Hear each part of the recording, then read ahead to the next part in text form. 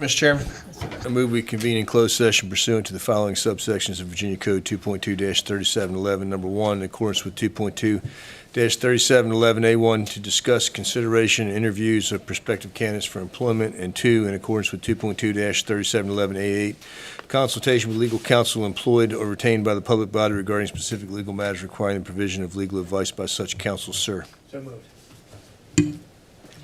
Motion and a second. Second. We got a second over here. All those in favor say aye. Aye. Shares for those who opposed.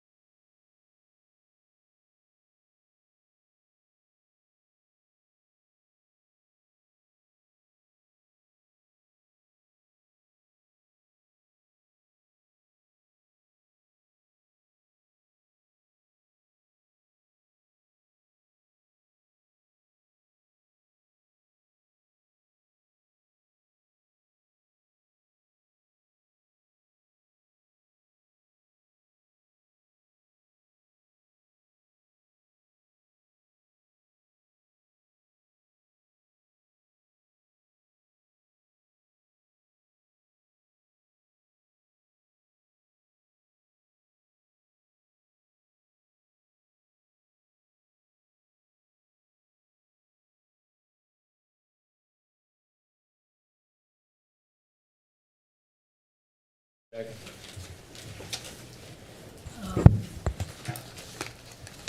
need to have a motion and a second to come back. I'll second. We already got it, it's got it over here. Next, we need to certify that nobody talked about anything we weren't supposed to. Here we go.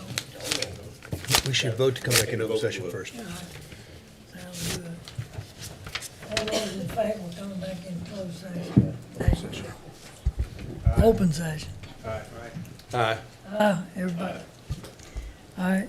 I'll now poll the members certify that to the best of your knowledge, only public business matters lawfully exempted from the open meeting requirements under the Virginia Freedom of Information Act and as identified in the motion for which the closed meeting was convened were discussed and considered by the board. If any member believes that the board varied from the purposes stated for the closed meetings, please state so and reason prior to casting a vote. Mr. McCotter? Yes. Ms. Jones? Yes. Mr. Williams? Yes. Mr. Adams? Yes. Yes. Mr. Barnes? Yes. Mr. Woodward? Yes. Okay.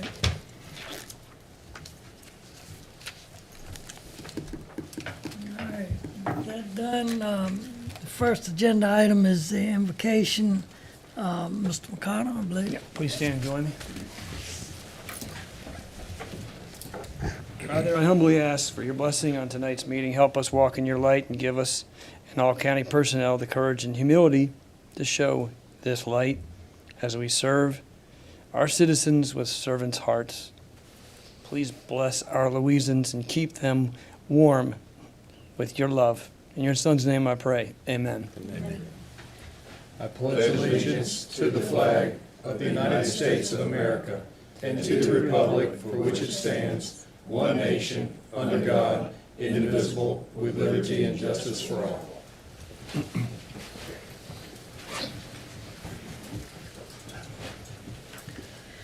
Next agenda item is adoption of the agenda. Mr. Chairman, before we adopt the agenda, I believe you have a board member participating remotely, and you may wish to offer him the opportunity to explain why he's participating remotely and where he is. Good catch. Mr. Adams, would you state your reason for not being here and your location? He would not. Maybe he didn't hear you. Mr. Adams, you're on mute if, Did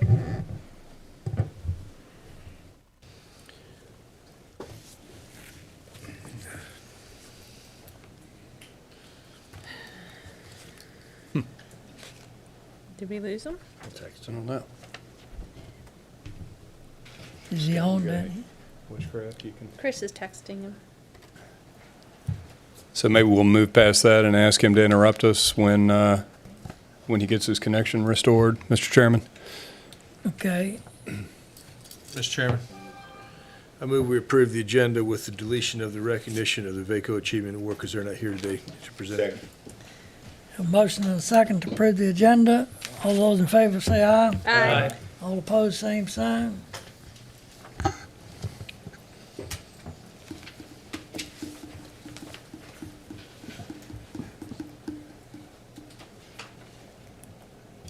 Next agenda item is, we don't have Mr. Adams yet? No, sir. He said he's lost service. He'll be back in a moment. Okay. The minutes approval, Board of Supervisors regular meeting for January the 7th. So move. Second. A motion and a second. All those in favor say aye. Aye. All opposed, same sign. Motion carries. Next is the bill approvals. So move. Second. Motion and a second. All those in favor say aye. Aye. All opposed, same sign. Consent agenda items. So moved. Second. A I'd motion, like to make some discussion here because I'm not sure we're going to present it publicly. Frances Byers, who's in my district, we have, we're going to present this award to her. She's 110. Yesterday? Was it yesterday? Don't know which day it was. Yeah, but 110 years old. Ow. And we got recognizing her, and I'm gonna present that privately. She doesn't come out a whole lot anymore, but she's of reasonable health and clear mind, and I'll be presenting that to her. A resolution recognizing, honoring her on occasion of her 110th birthday. I'll be presenting it sometime probably later in the week. That's all I have to say. Oh, good. Okay, have a motion and a second for the consent agenda. Consent agenda items. All those in favor say aye. Aye. All opposed, same sign. Recognitions have been stricken. Public comment period. Anyone that wishes to address the board, come to the podium, and this is on anything that's not on tonight's agenda as a public hearing, what have you. I have one card. I do have one I card. don't know who they are, if they're here, but so they're here. It's Val Newcomb. Are you Val Newcomb? Yes. Okay. Right there. Thank you. Hello, good evening, everyone. My name is Val Newcomb, and I'm the Vice President, of Community and Economic Development for Urban Grid. I was here a few weeks ago meeting with the Planning Commission when the draft ordinance was put together for the siting agreements, and I just wanted to come tonight, introduce my colleague who's a developer with Urban Grid, and share a little bit about our company. We've been developing projects in Virginia for 10 years. We're building 4 projects at the moment. We have 2 operating in Southern Virginia and Halifax. We're grazing sheep on them for agrivoltaics, and that's a consistent part of our program. We offer scholarships, and a big part of my role at the company is to kind of bridge the gap between local businesses, the school districts, some of the county initiatives, and our development efforts. And the scholarships are our ongoing way to give back. So every operating project we have, we give a scholarship each year. In the first 5 years of our scholarship program, we'll have given away $225,000 in our 3 operating states. And here in Virginia, it's going to be multiples of that because we have, a pipeline that's ongoing here. We are hoping that we can instigate a workshop to talk further about the siting agreements draft that's on the table, and I'd like to turn it over to Jeff very briefly to talk a little more about the way that the draft is constructed and how maybe we can facilitate a conversation with you to make it more beneficial to solar projects like the ones we're working on and the community at large. So with that, I'll turn it over to Jeff Chang. Hey, good evening. Thanks for hosting. Jeff Chang, Director of Development and Professional Engineer in the state of North Carolina. And wanted really to address 2 things on the November 8th proposed siting agreement. The first one is the annual contribution of 0.1% of the county operating budget. That is in excess of around $150,000 per megawatt for a solar project. And to be honest, that's over 10% of just the capital cost to build a project, and that's going to be levied on an annual basis for the life of the project. And I would expect that the operating budget would increase over time.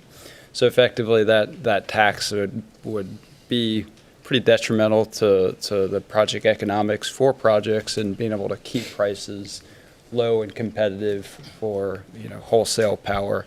And then the second point, the 3-year limitation definitely eats into some of the planning and engineering that goes into developing a project. I think that ultimately the process of going through interconnection and getting projects right and making sure the site plans are properly engineered and put together definitely can take more than 3 years. Certainly the 3-year limitation to actually get approval and have electricity being pushed to the grid. Sir, we have a 3-minute time period for public comment. Oh, sorry about that. I thought we had 5. So. Well, not during this period. All right. Okay, appreciate it. Yep, we'd like to propose a workshop if possible. Thanks. Okay, thank you. That was all the cards we have. Is anyone else that wants to come forward and speak during the public comment period? If not, I'll close the public comment period and move on to the rest of the agenda. Mr. Chairman. Yes, sir. I'm sorry I lost internet service. I am out of the country and unable to attend tonight in person, so that's why I'm calling in. Thank you. And I think we have to accept, well, he's just acknowledged that, so we're good. Okay. All right. Next agenda item is a presentation update for Parks and Rec. Ms. Ware? Good evening. Glad I made it. My husband's no longer allowed to drive my car because the second time he's left my door open, run my battery down. And I'm going to apologize for Mr. Smith. He called me as I was calling him to say, if you're there and I'm late. He was waiting on a rescue for his mother-in-law, so we're going to wish them the best and hope it's nothing too serious. I just told him to keep us updated. So, unfortunately, he has all the numbers and all that, but I'm going to do my best. Ms. Ware, Yes.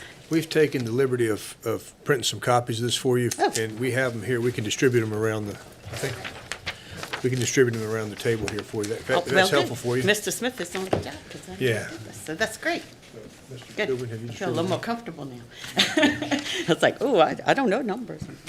All righty. So I'm here on behalf of the Parks, Recreation, Tourism Advisory Commission to share recommendations for this 457,923 plus. I see there was CIP money from the Jewett courts that was added in there. So you have that number of 488,578. And I'm just going to go in order of the projects. I don't think they're on the sheet the way that the commission prioritized them. I think this might be what we got to look at and then have a discussion on. So the first project that we would like to focus on is the return of the skate park to its previous location adjacent to the aquatic facility. The project would include expanding the concrete pad because there's now a building there on part of what was the space for the skate park before, adding fencing, high-quality composite skate ramps and equipment. We feel this is the highest priority because it was promised to the people when it was removed for the Health and Services building. I don't even know how long ago that was. It was promised that it would be put back when it would be possible. So the commission felt like that should be our number one priority. I don't know if there's a number on there. We'll trust Mr. Smith's numbers. You all see the number. We'd also like to utilize the funds, our second priority, to make much-needed repairs to the retaining wall adjacent to the Betty Queen Center Playground. That's our most heavily used facility, and that is the first thing on there. And there's all kinds of little details about basically it's a lot of safety things. I don't know if y'all been down there, but it's a very steep slope right there. And it's eroding, and the fence is, I think, down now. It's got safety things up there to keep it, but it really does need repairing. But we also would like to put some additional shade structures and some standalone playground equipment at that facility. I'm glad to take any questions as we go along, but like I said, that was kind of Mr. Smith's expertise. But hopefully what he had provided here will give you all the idea for any specifics. And then next, we would like to prioritize third, the town park, Louisa Town Park. We just like to kind of improve that, make it a little more usable, add a few more things in there like benches, some standalone playground equipment, and create a walking trail, which at one time there was one, but it's kind of degraded, I think. So we kind of like to go back and look at that. And then the rest of this kind of depends on the availability of funding.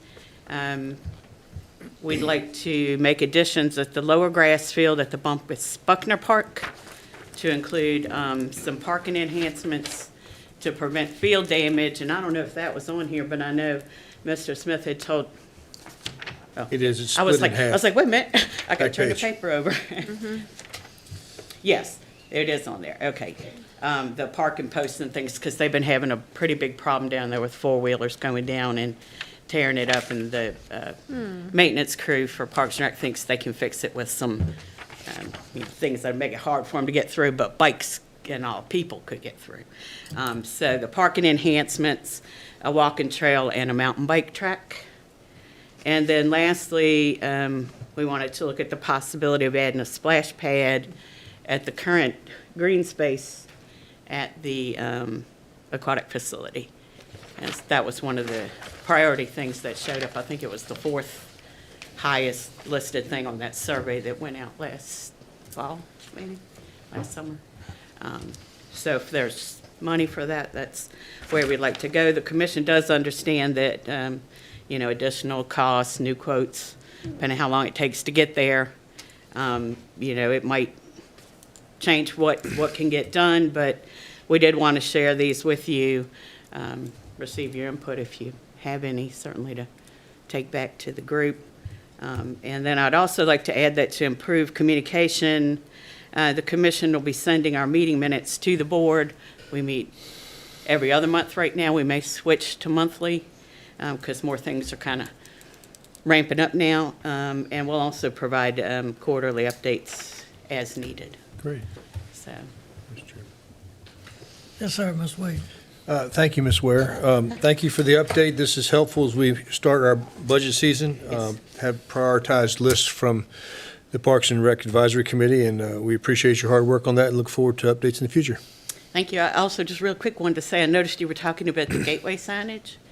And in thinking about these things, we did have a discussion that we really do need better signage for our facilities, because there are people that have lived here forever and don't know where the Louisa Town Park is.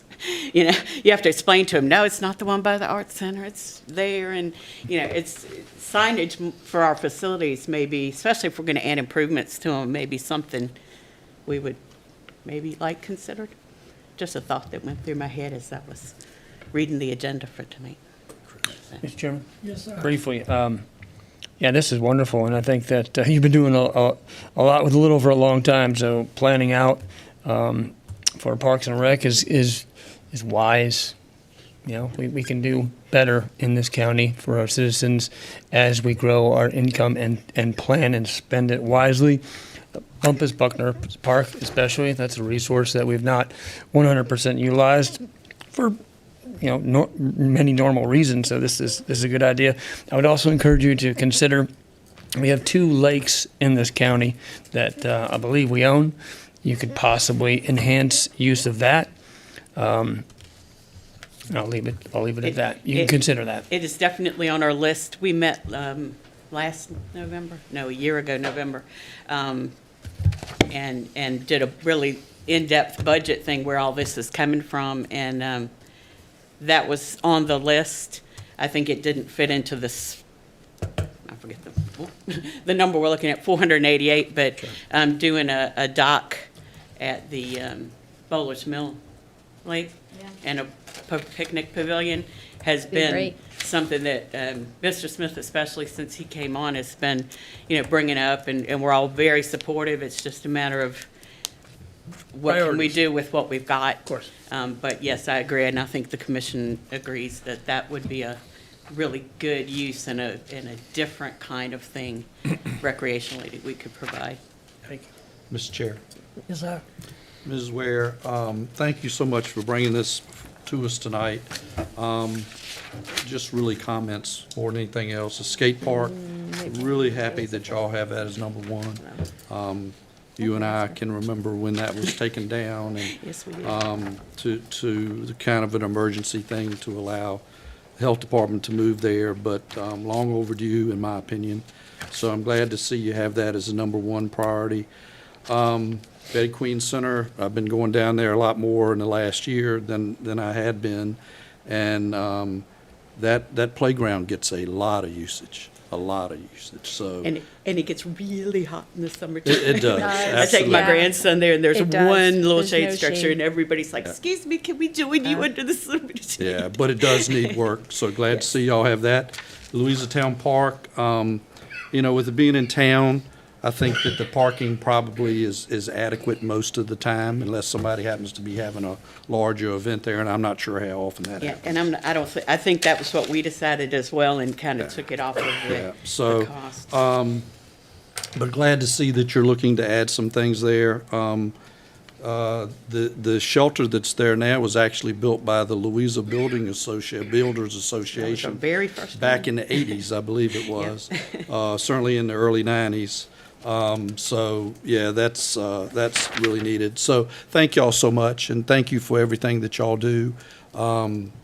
it's, I think as we can most all agree with, that it's, Parks and Rec's been underfunded for a long time. And so to see some more funding come y'all's way, I think would be the wish of most of us. So, thank you. Thank you. Ms. Jones?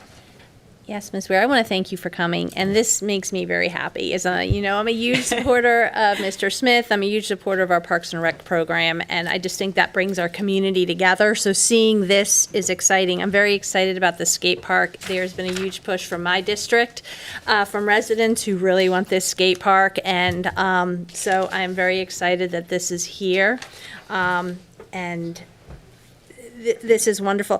Mr. McCotter and I were just wondering, why is Louisa Park in red? Was it just a mistake, or we saw that their number was in red? Yeah, Oh, that must was have the just been- parking, I think got took out. Oh, okay. Because we had a I think this is the paper that Mrs. Smith presented to the commission. Gotcha, so And then you when guys we were were discussing discussing, it. we were Okay. saying, really, people can walk to it, and there's usually a lot of parking at the one over at the other place. If parking's really, like, That you need makes to be sense. closer because you can't walk it, as well or whatever. So we kind of put it as, it would be great, and, if we have $30,000 floating around, it'd be great. But we were trying to really get things that were going to give us the most bang for the money. Well, thank you, and I want to tell you, with the CIP coming out and some future projects such as the Aquatic Center being listed and getting out into the community, I've had people from Spring Creek reach out to me that are super excited about the Aquatic Center and wanting to help design and get involved, and the other, our sports complex. So I'm excited to see those things really, they might be years off, but that's the future that our Parks and Rec is moving towards. And thank you for your work and your whole entire committee's work on this. I really appreciate it. I know we all do. Thank you. And I will tell you all that we also had, I don't remember, Mr. Barnes, you may remember because you were there. I think it was October. We decided, talking about these projects, that we really, on some of them, need to get a committee, for those bigger projects. And I know we did actually put, I think Mr. Barnes maybe was going to represent, and we had two, one for the sports complex and one for the pool. So if you have citizens that are interested, Yeah, I do have a citizen who's very qualified with pools that said he would love to offer my his. suggestion would be, if you have people that you think would be good for that, we would love, Perfect. participation. Give Mr. Smith I their will. information. I'll forward his email to him. We haven't, this is a couple months ago, it's Christmas and all that, but we haven't had meetings yet, but that was kind of why we were going to go to every month, to get some of those. Thank you.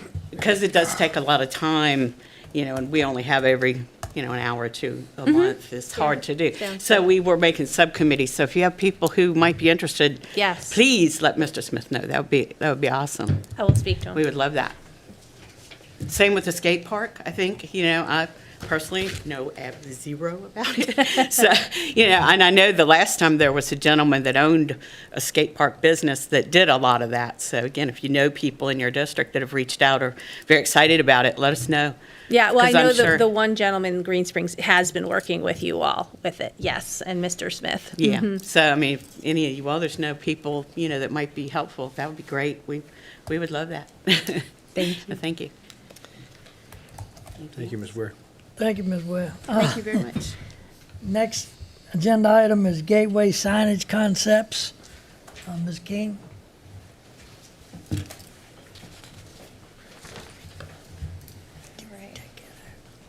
Good evening, Chair and Board. We took that out. Christian was talking about taking that out. So this will just serve as a brief project introduction.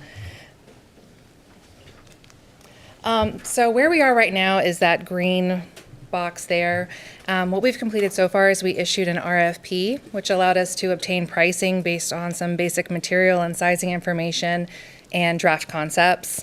So tonight we'll talk about where we're at as far as the types of signs that are on our existing agreement with that vendor from the RFP process, the draft designs that we have, general locations that we're considering, and the recommended schedule.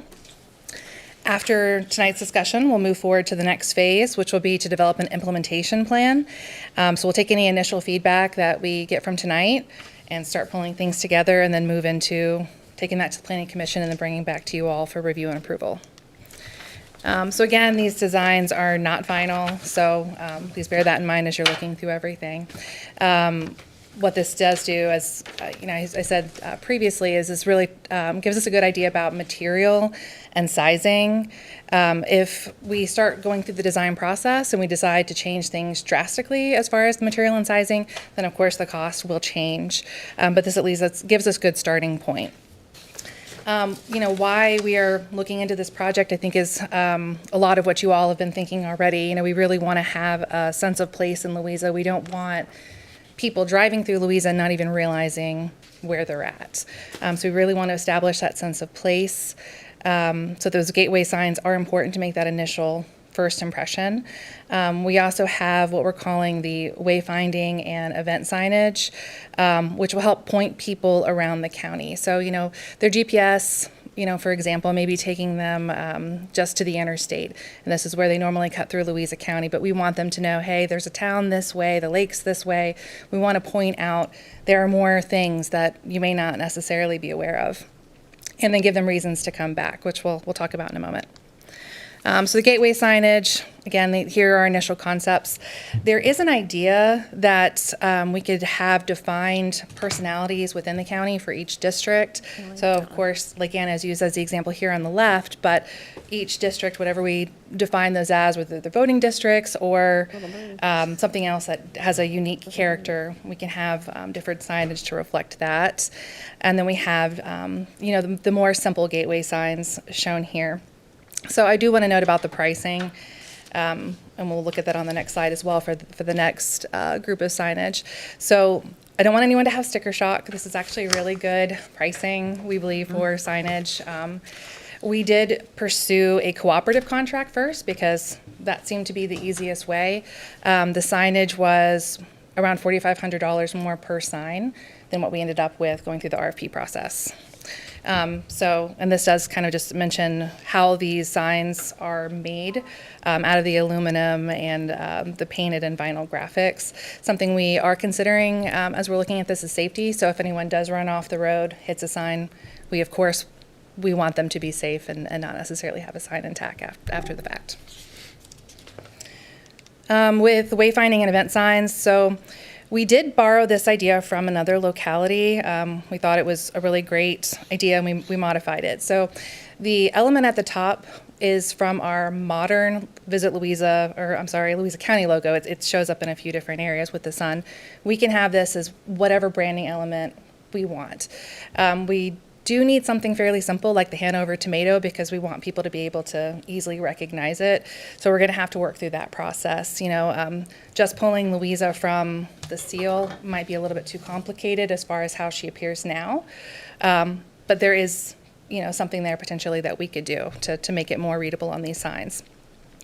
So the idea is along the top we'd have a branding element, and then we would have some kind of wayfinding element pointing people to another area of the county we want them to move to.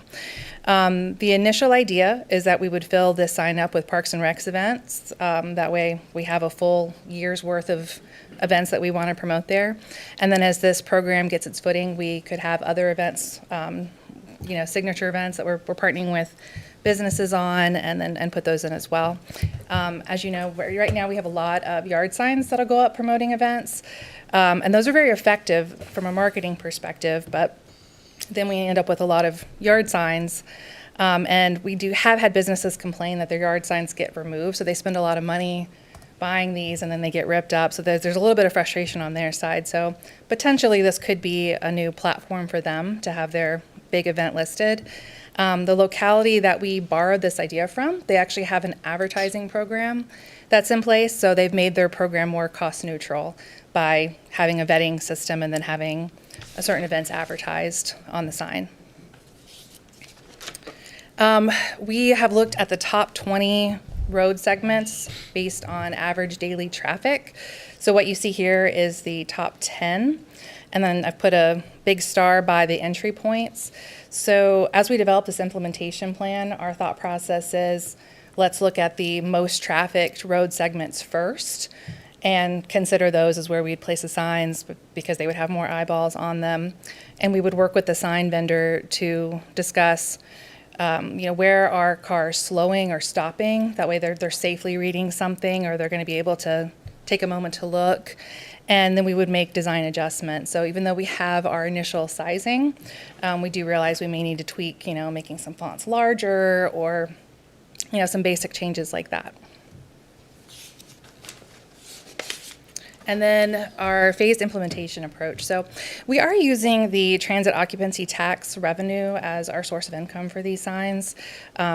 If all goes well, we'll continue to have a source of revenue there that we can use for the next few years until we have all the signs up that we would like to have in place.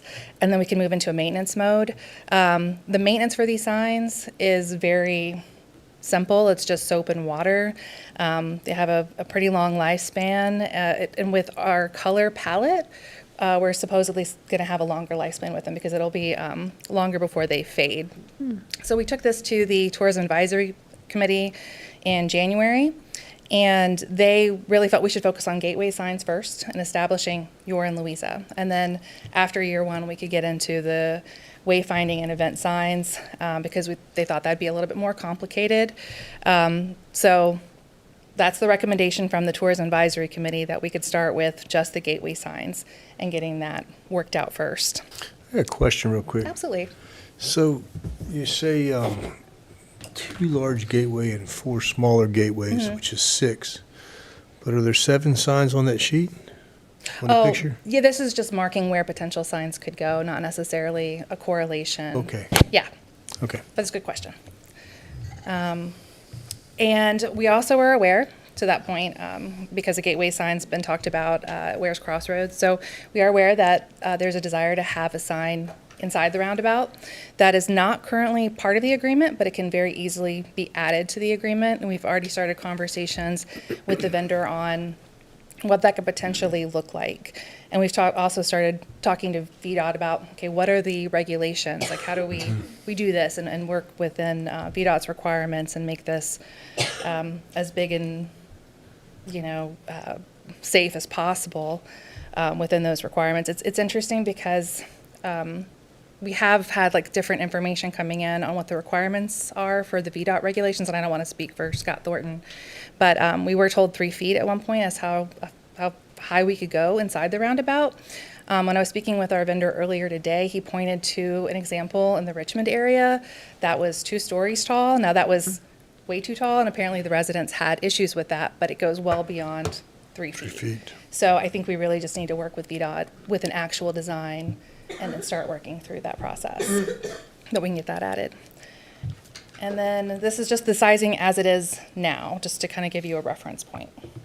So, anyone have any questions? Mr. Chair. Chair. Yes, sir. I'm reading that sign right there. That's all right, okay. When are you projecting to have these signs completed? Great question. So the turnaround time is actually pretty quick. So our budget we have in this fiscal year. So we have the RFP in place, we have our vendor, we have the budget. So once we work through the implementation plan, we're ready to go. So if you all, have any initial feedback we can collect tonight, we'll start on that implementation plan and get it to the Planning Commission right away. So within a few months, we could have signs in the ground. Well, I don't want to throw you backwards. Okay. Okay.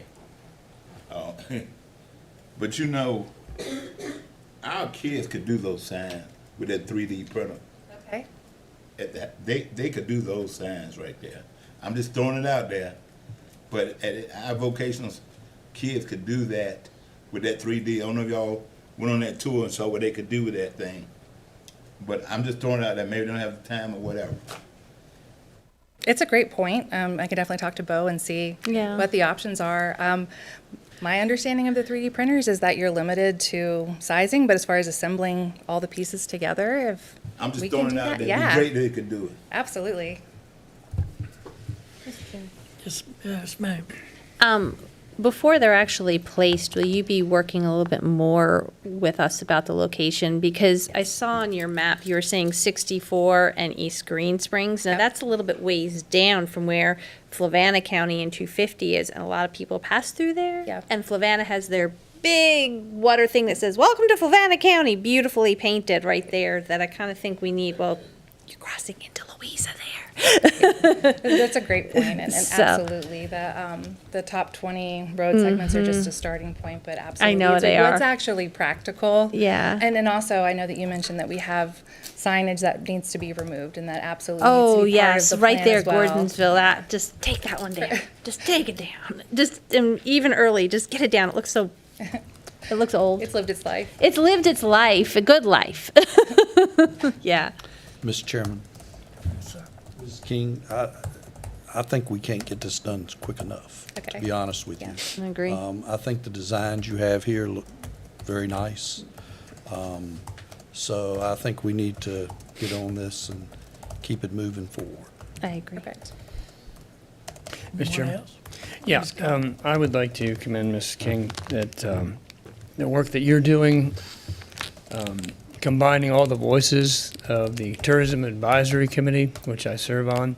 You've done a very good job coming up with a plan here that addresses all of the voices on that very diverse group. So thank you for doing that. As the board knows, we have received a number of letters from Lake Anna businesses. Reef would be one of them, Lake Anna Business Partnership. A number of them have advocated for that sign at Ware's Crossroads.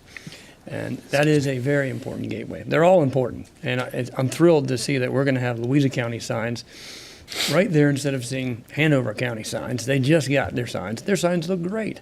Our signs are going to look great now, too. So I commend you on that. I commend you for listening for all the different voices, and I look forward to seeing the gateway signs as well as a roundabout sign, because VDOT may tell us what we can't do, but we're going to tell them what we can do together. These are beautiful, by the way. Thank you. Anyone else? Mr. Chairman, Yes, sir. The voice from beyond. I wanted to follow up with Mr. McCotter. I think the signs throughout the county are important, and I commend you, Mrs. King, and the Tourism Advisory Committee. But as far as the roundabout at Ware's Crossroads, when they talk about the height limit, they've planted pine trees in the roundabout at Ware's Crossroads that far exceed 3 feet. And I noticed the other day when I drove through there that probably 70% of them are already dead. So I kind of want to echo Mr. McCotter that I'd really like to see us have some engaged conversations with VDOT on that particular gateway project and that particular gateway signage, which obviously is one of the main corridors to Lake Anna, which is a huge economic driver to the county. But again, I'd like to compliment both Mrs. King and also Mr. Kuhn for their work with the Tourism Advisory Committee. Thank you. Anyone else? Thank you, Ms. King. Thank you. Next, we got work group and committee expectations. Mr. Coon. Good evening, Chairman, members of the board. What we were looking at developing was a document that helped outline the roles and responsibilities and expectations for members of Louisa County boards, commissions, and advisory groups. We wanted to work on this, just help clarify the members and the advisory roles and responsibilities, promote consistency, and basically give them a document that when they get on board, it kind of explains what their role and responsibility is. And also what we were planning on doing is breaking down in the state code, there's certain, the Board of Building Appeals, Board of Zoning Appeals, Planning Commissions, they all have different duties as assigned by the state code. So we want to create a document that kind of brings all that together and provides the experience and expectations that you all are going to expect from them, and the feedback recommendations, just like Ms. Ware gave today, and just kind of establish that so that, as you can see, the sheer volume of individuals we have on these different boards and commissions, we're just trying to bring a little bit of consistency into it. So if there's anything you all would like added in this document that we plan on making, please let me know. I'll add it in there, and we plan on having this in the next board meeting or two for you all to review. Thank you. Questions or comments, Mr. Coon? Sounds like a good plan. Appreciate it. I guess next is Ms. Wanda on the operation and maintenance budget. Good evening, Chairman, members of the board. Let me see if I can find my presentation. Just click it sideways? There's nothing on the screen between. It's in front of you and on the other screen. Oh, you changed it up on me. When you say it's on, No, you can see it, you still use the clicker, it says we have to split it because we have a mess. So if you look right over there. oh, yuck. Sorry, everybody, you threw me. Look in front of you, too. No, it's not there, not in front of me. That's okay. Yeah, okay, so let me go back. Can we make Dwayne little and make Wanda big on our screen? Sorry about that. I'm not real technical here, obviously. So we are starting the beginning of our budget process for '26. We're in the very, very preliminary budget start. So as we go through here, just keep in mind, we've talked to department heads.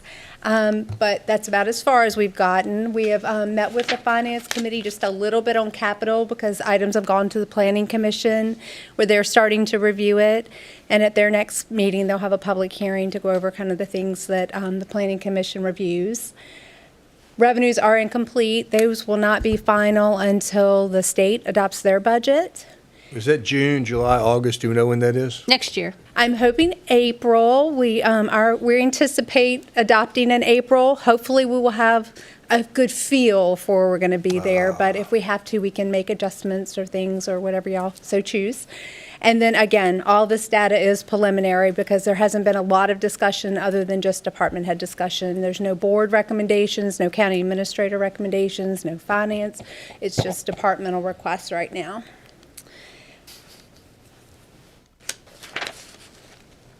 All right. Okay. So we evaluate in '25 what we think our '26 estimates will be, and of course, lots changes during that. So our revenues are higher than we thought, but so are our expenses. So we're still at a good place.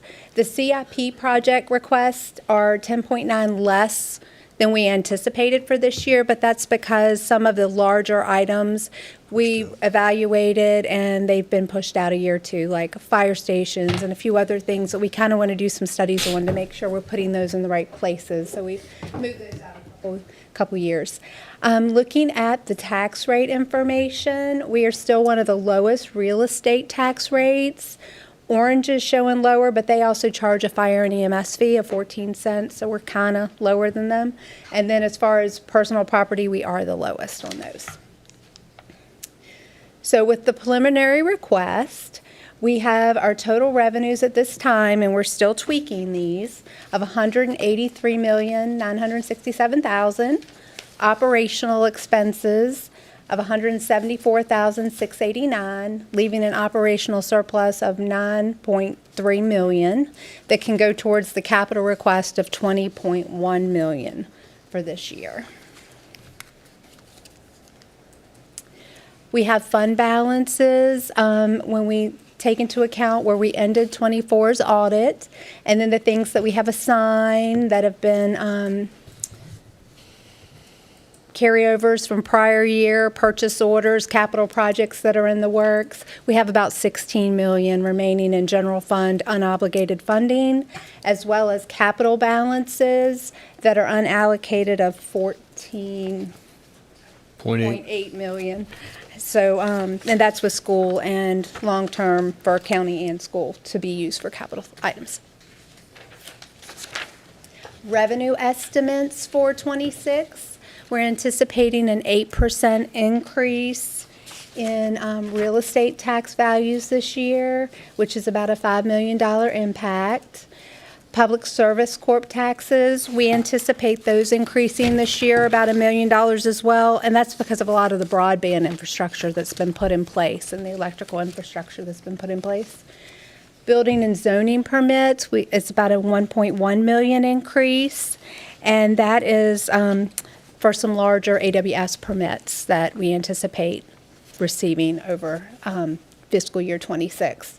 Interest on bank deposits are up. We have monies from debt issuance that we still have higher balances because we're still working on those projects. So that interest is up about 44%, but that will start to come down a little bit. But we do anticipate another $861,000 in '26. Personal property taxes, about a 2% increase, so that's about $312,000. Business license taxes, we're anticipating those to be up. They've been up the last couple years, but there's a lot of construction. So we're thinking that's what that's from. Meals taxes increased. And then school revenues, these are just some estimates we're anticipating, but we're hoping for 1.5 million in additional school revenues, just on very preliminary numbers. We don't have any final numbers from the school board or from the state on that. So revenues up 6.89%, or $11.8 million is what we're anticipating. And just as a note, a 1% change to the tax rate is about $1.1 million at this point. Expenditures. Our operational expenditure requests are increased 11.86% this year, which is about $18.5 million. $6.9 million of that is the new debt issuance payments that we'll have this year. So that's a big chunk of that. We do have a decrease in CIP requests from this year, from last year, because we had the schools, in the middle school and the CTE were a big part of the capital last year. So those are the changes there. We will not have final numbers on health insurance until March, but we're going to use a 10% placeholder for now. We got a placeholder of a 4% increase for schools and county, but this can come out, it can come down, whatever the board so chooses. It's just a placeholder for now. And then there are additional requests for additional positions that we'll go into on a later slide. There's additional costs for CSA and DHS services. Additional increase in outside agency request. I do have given you each your outside agency booklet, which I'll put on the finance page of the county's website by the end of the week, but I've given you all the hard copies of that and then some summary sheets of some of the increases and stuff. And then, again, this is not final, but 5.9 increase for Louisa Public Schools, but part of this was last year's changes. Once the General Assembly adopted was after we had adopted our budget. So we did a budget supplement and made changes during the year in '25. So we go from the original budget. So a lot of this is already in the budget this year. It's just continuing it plus the new items. And that's not final. Again, the school board's still looking at it. It's just some preliminary items. Staffing requests. As the county grows, services are growing. So we have this looks like a lot, but every department has grown. So we do have several additional position requests that we still need to evaluate, but these are what's been asked. So the clerk's office is asking for an additional position. Fire and EMS, 3 additional medics, firefighters, medics. General Services is asking for a project manager. We've been doing a lot of capital projects, and if you look at their CIP, there's a lot more in there.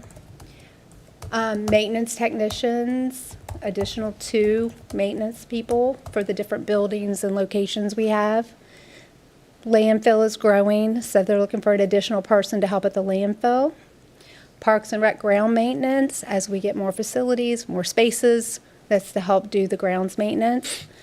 Child care site coordinators, 2 additional coordinators, a full-time code inspector and building inspector. As community development is growing in the county, so is their needs and all the demand on that staff. We're also looking to add potentially 2 part-time positions in community development. And then there's a request to move a full-time IT person to a part-time person for now. And then the airport position, we would like to change a part-time and make it a full-time. So just looking at overall projections, if you look at, we kind of talked about the 26 request. For the 27 numbers, I am assuming 4% increase in expenditures in '27. I've been doing 2% the last couple of years, but prices have continued to go up, so I upped that for the next year's projections. We're assuming increased real estate and business personal property revenues for AWS, future operating costs that go with new capital projects, increased health insurance costs for the new year, 3% in real estate values. I used the capital plan that we have for our 20-year plan for the 27 and used the numbers that were anticipated there. And then debt service costs at actual costs as we go out for those years. Future consideration, the county continues to grow, so does the cost of providing those services and the resources needing continue to grow. We don't have any debt service in this year's budget at this time, but if it was something that we did need it for, it's about $60,000 per million when we issue it. Probably a little less with the interest rates now, but for that approximate. Federal and state funding, we don't know at this time. There could be potential unfunded state and federal mandates. Healthcare costs continues to rise, so do Medicare expansion, CSA, DHS cost.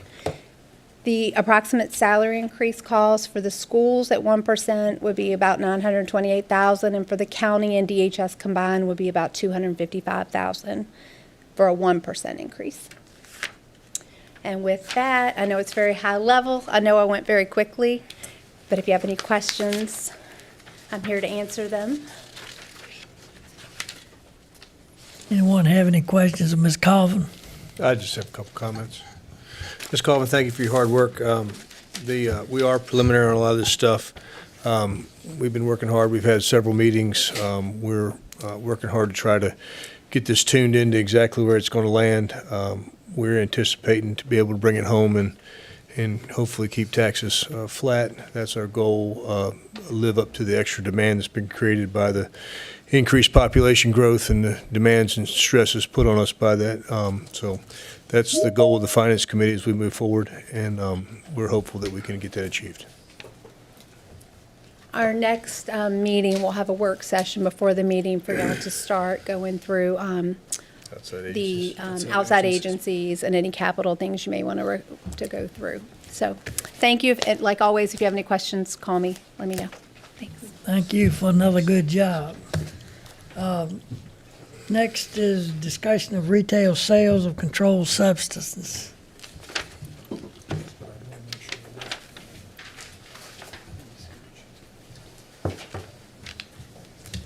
Good evening, Mr. Chairman and board members. There's been discussions regarding the retail sale of controlled substances, particularly because there's a lot of activity on the state level with this.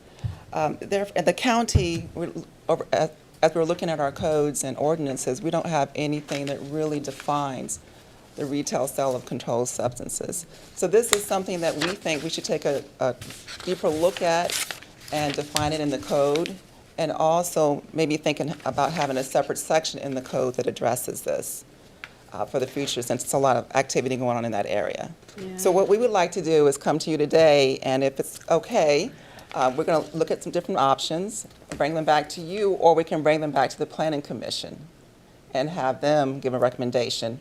But it's up to whatever you all would like. I'd like them to come back. Mr. Chairman? Yes, ma'am. I would like for them to come back to us directly. Okay.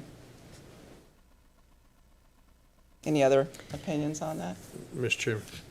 Chairman, if this is, Ms. Smith, if this is code, it's still got to go to the Planning Commission, does it not? Well, I should go, yes. Yeah, I thought so.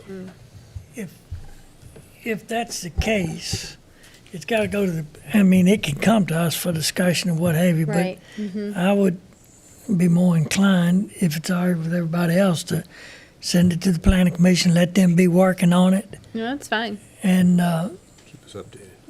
we can both be looking at it, but that way, they're getting a shot at it first too. Mr. Chairman, I agree with that. I think we should let the Planning Commission work on it first and then come to us. Okay. Sounds like a plan. Thank you. I guess the next agenda item is under new business and action items, resolution for the funding request for the tourism budget for Louisiana County Fair and Louisiana County Historical Society, I believe. correct? Yes, sir. Have at it. Chairman, members of the board. So in your agenda packet, you can see the summary of what was presented. This is from the tourism fund that was created with the increase of the transient occupancy tax that needs to be spent on tourism. And we specifically had a section that was for partnering with nonprofit organizations like this. As you can see, we had established a process where they went through the Tourism Advisory Committee first, got the recommendation from them, and then it comes to you all.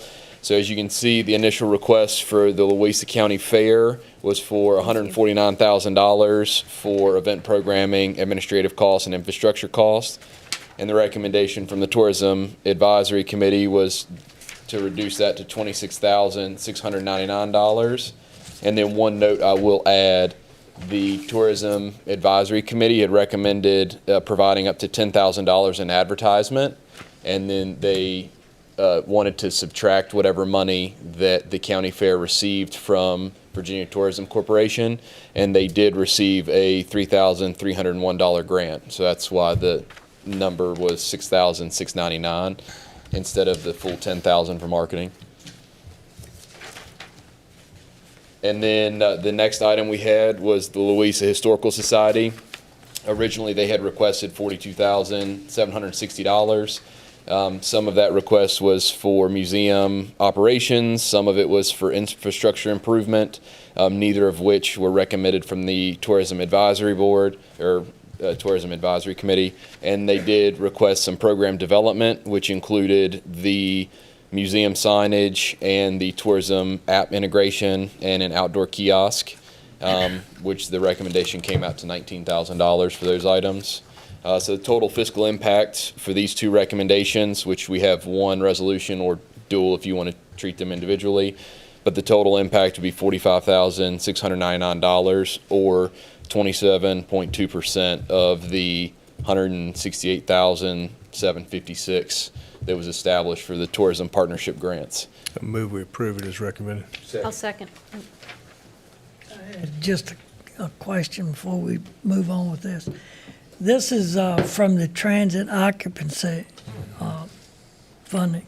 Yes, sir. So this, the way I was reading this is not, in other words, this is going to be, for right now, sort of a one-time thing to try and bolster. Correct.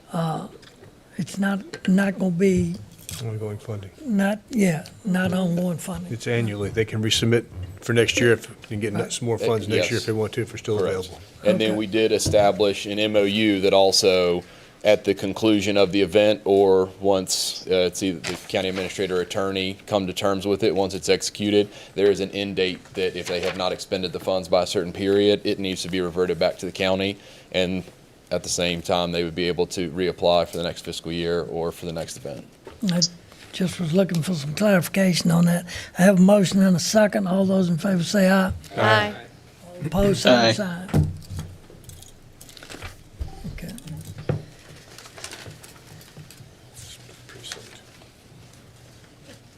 Next resolution is requesting a waiver to administer a split precinct. Yes, sir. Mr. Chairman and members of the board, my apologies. The registrar is out sick today, so I'm a last-minute stand-in, so bear with me. But the resolution is included in your board packet on page 50. This is a resolution that you have passed before. The state does not allow split precincts unless a waiver is approved. And a waiver is necessary in this situation because you have a residence in the 56th district that requires a voting location at a precinct in Louisa County, even though the majority of that district is outside of the county. So that is the basis for this. It is a de minimis effort, as I understand it, on the registrar's office, and I'm happy to answer any questions that you may have. So move. Second. Have a motion and a second. All those in favor say aye. Aye. All opposed, same sign. Okay, next resolution supporting Lake Anna harmful algae bloom mitigation funding efforts. Yes, sir, Mr. Chairman and members of the board. This information starts on your packet, in your packet on page 53. There's a resolution supporting this, as well as various draft letters to the General Assembly. This information was still a little bit in flux when we put the packet together last week, But you basically got several budget amendments as they relate to HAB mitigation and freshwater testing. Budget item number 359, number 1H. In the House side, there's $1 million in FY26, and on the Senate side, there's $500,000 in FY25 and $1 million in ‘26. The current year budget didn't include any HAB mitigation funding, while the previous year did. 363, numbers 1H, 2S, 4S, and 5S all have $250,000, if my read is correct, for freshwater testing in general in the state. As you may recall from our discussions during the legislative platform work, there is no dedicated line in the state's budget for just ongoing freshwater testing in general, so that would be helpful as well. And then there's also $33,000 on both the House and Senate side budget amendments for both buoy and hydrilla maintenance. We're also, I would seek board approval on this to be able to write letters as we move through the process this year in support of those budget amendments for algae blooms and lake issues in general as the General Assembly moves through its processes. So move. Second. I'll second it. Okay, a motion and a second. All those in favor say aye. Aye. All opposed, same sign. I have a question before we go into the next part. Mr. Adams and I talked about the committees and trying to finalize that. I believe we have a list in front of us, and I'm speaking to Mr. Adams as well, that the list still has me on the Thomas Jefferson Area Community Criminal Justice Board, and Mrs. Jones is taking that up. She has more qualifications than I do. Is there, and I guess I should ask, is this the appropriate place to address that, or should that come under committees, reports, board? I just figured it'd be new business and action item. I think it would be up to you. You've got a committee reports or a board appointments item under administrative items, so you could handle it there if you wanted, Mr. Chairman. That sounds good to me. I guess the next question would be, is everybody okay with the, what's on this list? Speak now or forever hold your peace. Mr. Chairman, We can get it when I get to board appointments, if you like. That's fine, because we have. Mr. Chairman. Yes, sir. Go ahead. other than thank you, sir. Other than the discussion that you just had as far as with you and Mrs. Jones, I think nearly every board member. Mr. Chairman? Yes, ma'am. Third world country. It does. This evening before the meeting, Mr. Woodward and I had a conversation about switching a few roles here, and he would. Can he hear me? Is he trying to interrupt? The appointment dates and those sort of things. You could just mute him. Yes, please mute him. We were discussing the switch of he's going to take on the Historical Society if everyone is okay with that, and I'm going to take on the Transportation Safety Commission. Just flip those two roles if that's okay, if everyone agrees, and then. Of course, Tommy and I are going to, Mr. Barlow and I are going to switch the Community Criminal Justice Board. Okay, Manning's gonna take on that, and you're gonna do the transportation? Yes.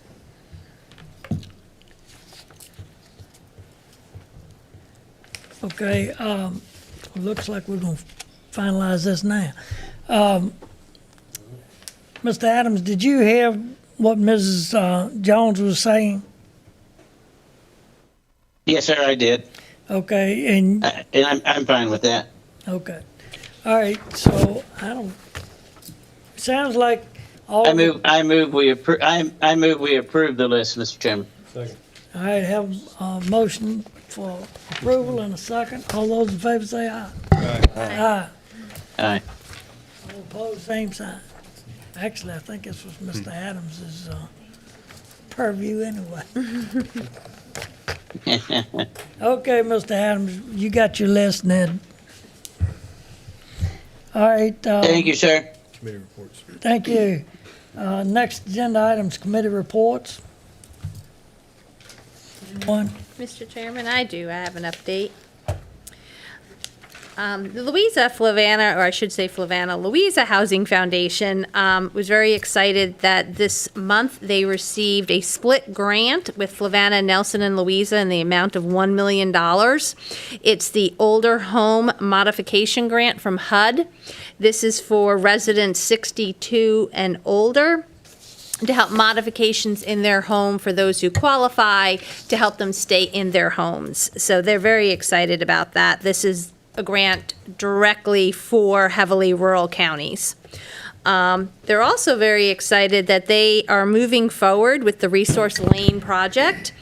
Their environmental assessment that's in place and a noise study was completed, and it looks like they should be able to avoid a very expensive sound barrier wall. DEQ also approved their wetland and nutrient credits, so they're excited about that. So some of these major hurdles for that project are moving forward. Ms. Highland had wanted me to let you all know that that project is moving forward. I just got a question. Yes, sir. What agency, in their infinite wisdom, decided that we may need a sound barrier wall? Well, that would be, who was that decided that? That was HUD. HUD. Yeah. They had to do a study. I did I did a project one time, it was HUD. Because The of the file got trains. about this thick, and the guy said it was good enough to submit, so it was ridiculous. HUD. It was the trains. They thought that the trains would be too Too loud. loud for the people living in the house. Yeah, Don't live there. yeah. I mean, this ain't hard. Yeah. HUD. And they had to do a big study, and I believe Mr. Coons worked hard with them to get over that hurdle. That's held it up for a while. So that's all I have. Anyone else? Board appointments? I don't think we have any, do we? None. County administrators report. Yes, sir. Mr. Chairman and members of the board, really the majority of our efforts over the past week have been keeping up with the General Assembly as they're kind of getting their feet under them. Just in addition to the bills that we went over earlier, there was a bill that would prevent withdrawals in one river basin in the state from being used in excess of 5% in another river basin, or essentially discharged in excess of 5% in another river basin. We are tracking that very carefully because obviously the That James affect River us? Water Project. But it's the New York River Basin. That's exactly right. Oh, my goodness. It that good or does bad? appear that the Throwing that James legislation River. is limited to new withdrawals. A little bit of a Okay. question as to whether that or not that's new permits or new withdrawals. So it sounds like that will not be an issue for us either way, but I'm watching that very carefully, and I will certainly keep you posted. It sounds like it came out of another locality for a completely different reason. Anyway, more to come on that. I'll keep an eye on it. Let's draw it your own river.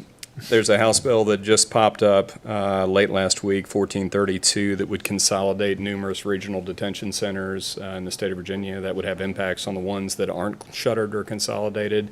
Ours is not on the list for consolidation, so it would receive impacts from those that are, because those populations would be moved into the regional detention centers that stay open. Do we have spots in our detention I thought we're center? pretty We full. do have some empty space, but obviously it would, I'm sorry. A lot? It would vary on a day-to-day basis, and it varies on a year-to-year basis, just like everything else. But lots of bills that we're keeping an eye on, so I think I'll stop there. I'm sure a lot of you are following along with a lot of these as well. But do keep in mind that February the 7th, the Father-Daughter Dance is coming up at Parks and Rec, so please make sure that's on your calendars and encourage your Sundance. constituents That's what I was to be part of that. So, You sure it wasn't to follow Sundance? yeah, no, sir.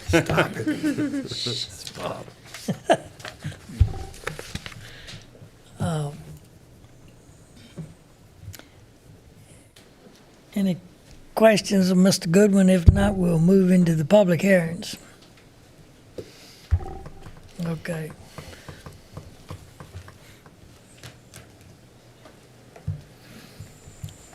Good evening, Chairman, members of the Board of Supervisors. Before you tonight is a request from Mary Bland, owner of Bellwood Barn, to amend 3 of 16 conditions of an existing conditional use permit 2015-11. The subject property, tax map number 39-26, is located on the north side of Tisdale Road and is made up of 32.5 acres, split zone agricultural A1 and agricultural A2. The subject property is designated as rural by the 2040 Comprehensive Plan's future land use map. The property is located in the Patrick Henry election district. The next 3 slides will be a brief detail of the requested amendments to Conditional Use Permit 2015-11 that are found on staff packet pages 152 to 153. Currently, Condition 8 states that no more than 25 outdoor gathering special events per year may be allowed. The applicant is currently hosting private parties, wedding receptions, and dances such as the Louisa County High School prom, which aligns more with the defined use of special occasion facility. The recommendation is to change Condition 8 to no more than 25 special occasion facility events per year. The next condition requested for amendment is Condition 15, which currently states a vegetated buffer of 200 feet shall be maintained. The proposed condition, working with the Planning Commission on page 153 of your packet, will be maintain existing tree line and vegetated buffer as shown in the approved site plan dated September 1st, 2017. No activities associated with the special occasion facility event shall take place within the designated vegetated buffer immediately adjacent to adjoining parcels.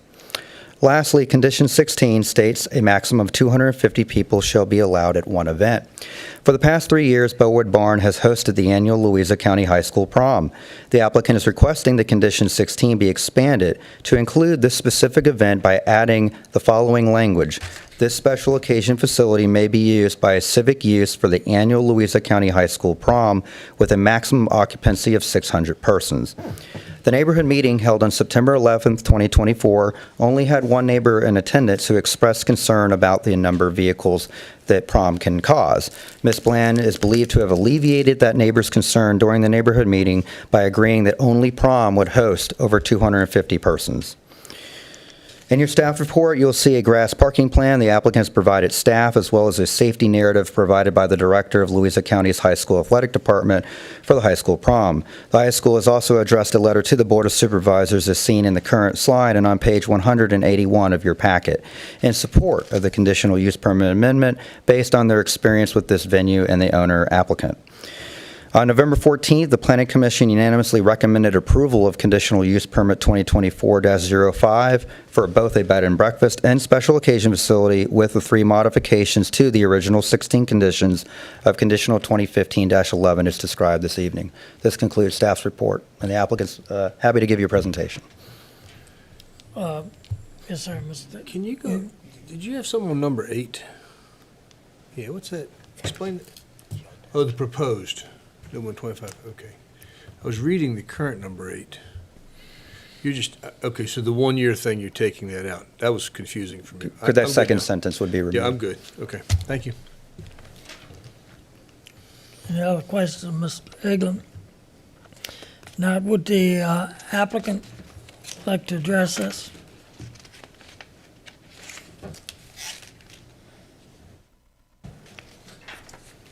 Good evening, Mr. Chairman and members of the board.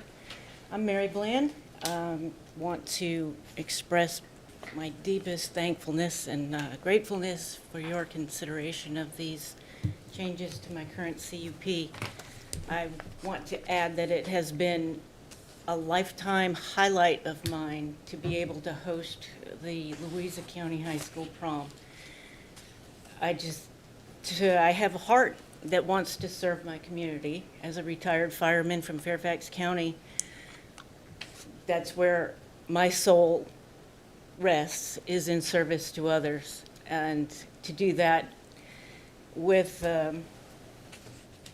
great enthusiasm and privilege is just a mind-blowing thing in my realm. So the other conditions, you know, the buffer was, the barn was established before the first CUP was issued. And so that's where some leeway was given there. But if you have any questions, I'm happy to answer anything you have. We'll open the public hearing and then maybe get back to you at the end of that. All right, thank you so much. All right, open public hearing. Anyone wish to speak? For or against this application? No one? Okay, it's closed. Bring it back to the board. Mr. Chairman, first I need to disclose a conflict that I have.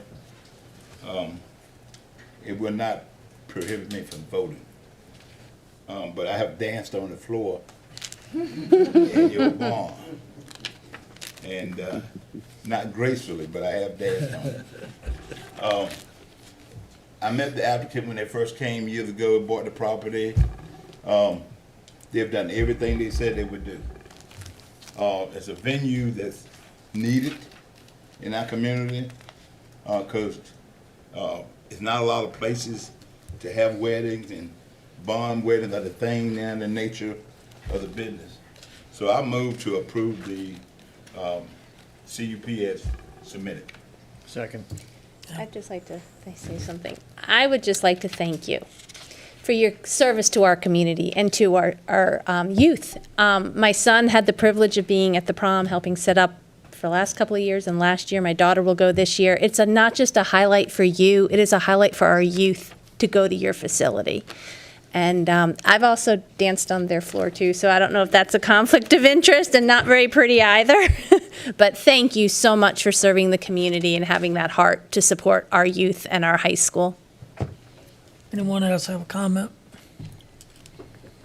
If not, I have a motion and a second. All those in favor say aye. Aye. All opposed, same sign. Right. His was full. That didn't sound very good. The delayed thing he was talking about.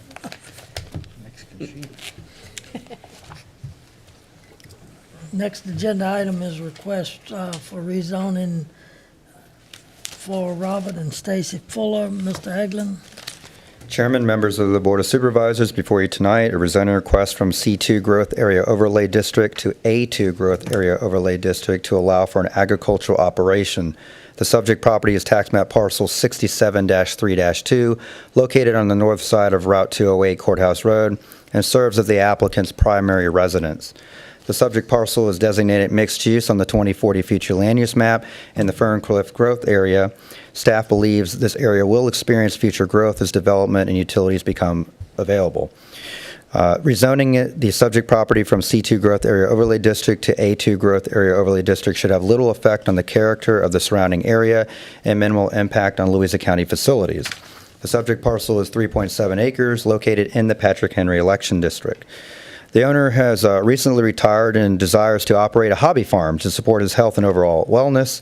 Mr. Fuller would like to organically produce his own food by growing fruits, vegetables, raising chickens, ducks, fish, and potentially goats for dairy byproducts behind his home.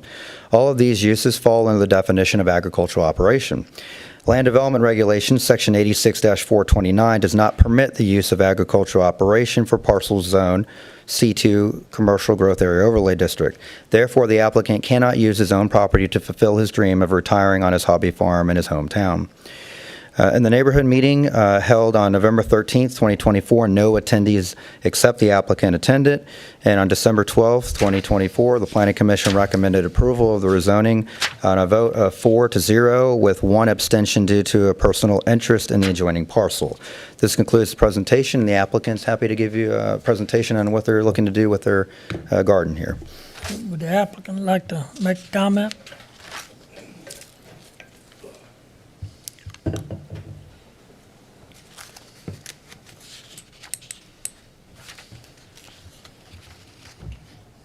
Members of the board, thank you for allowing me to be here today. Just a real quick short background on, I graduated LCHS back in '87. I was the vice president of the FFA, but I didn't follow up with that. Instead, I went off to the United States Marine Corps, and they gave me a world tour of the most interesting places you never want to be. And 22 years of that, I got out and I retired back here in 2009. And we rented, because I was still working for the government, doing contractual work, various different jobs, organizations. When I elected to finally retire out in 22, I got the property I have now in 20 because I've gotten injuries over all this time doing the work that I've done, the background I've done.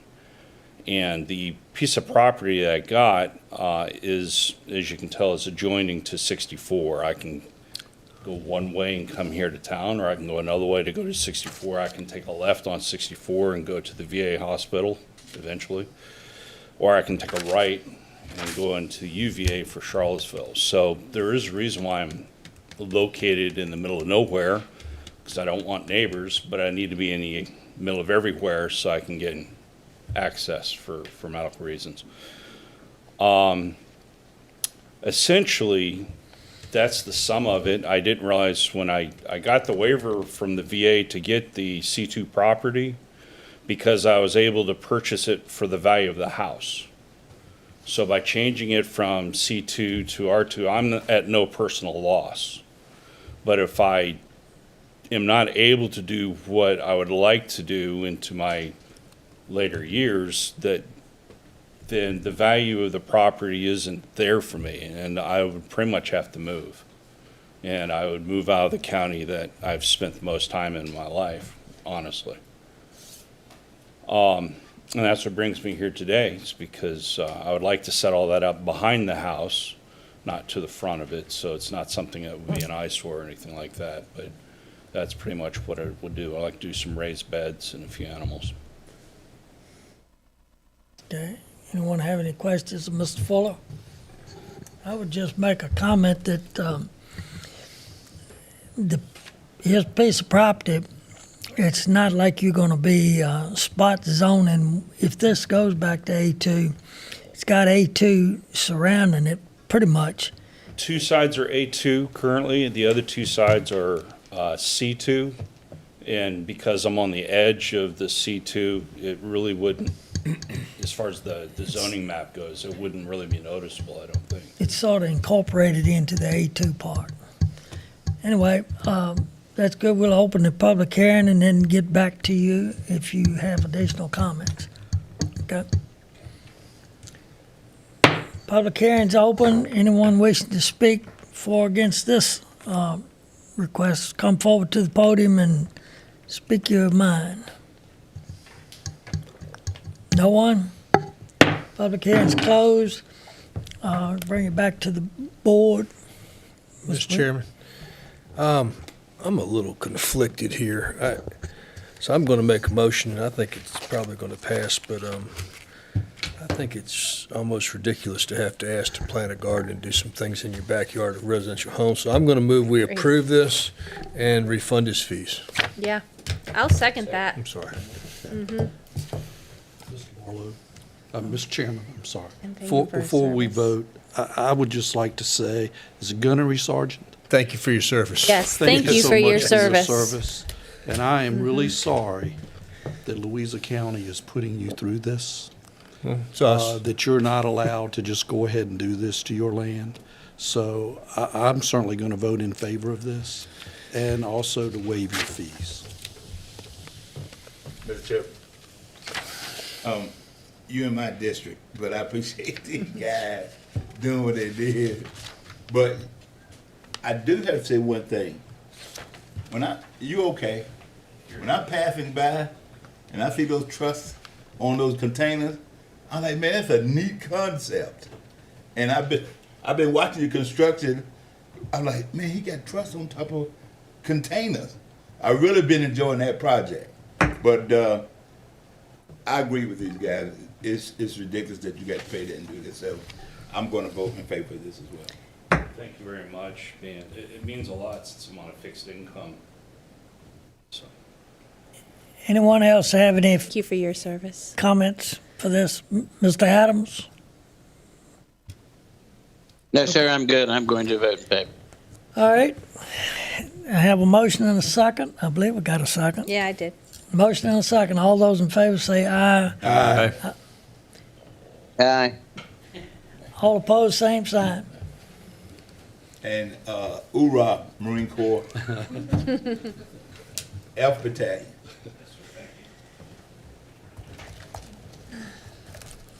Next agenda item is an ordinance 2024-12. Ms. Buckler, Good evening, Chairman or Vice Chairman, that's good. and Chairman and members of the board.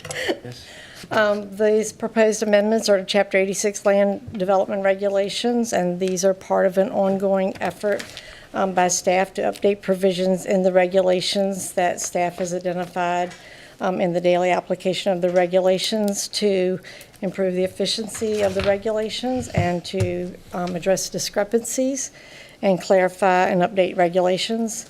The proposed amendments can be found beginning on page 213 of the packet, and they include amendments to the definitions, the use matrix, waivers and setback projections, zoning districts and land use regulations, the shoreline regulations, and the telecommunication regulations. And if you have questions on any of the specific items, staff will be glad to try to answer those for you. Anyone have any questions, Ms. Buckler, at this time? If not, we'll move to the public hearing. Mr. Chair, I do, Okay. if I may. Mrs. Buckler, the first thing I noticed as I went through my board packet, when I finished up with Mr. and Ms. Fuller's, was number 4 on here, removal of residential uses in commercial zoning districts. Is this what we're talking about, that these? It says folks new, I have to think, go- doesn't it? Pardon me? I think it says new. Does it say new? New residential uses. New residential uses. And specifically, what we are talking about are residential dwellings in commercial districts. There's duplicate provisions right now. They are listed as both accessory and as by right. So we are just trying to clean up. Okay. So this would be somebody who would build a new residence? Right. Okay, thank you.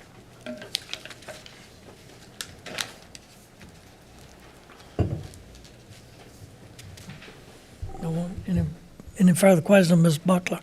Did you have something?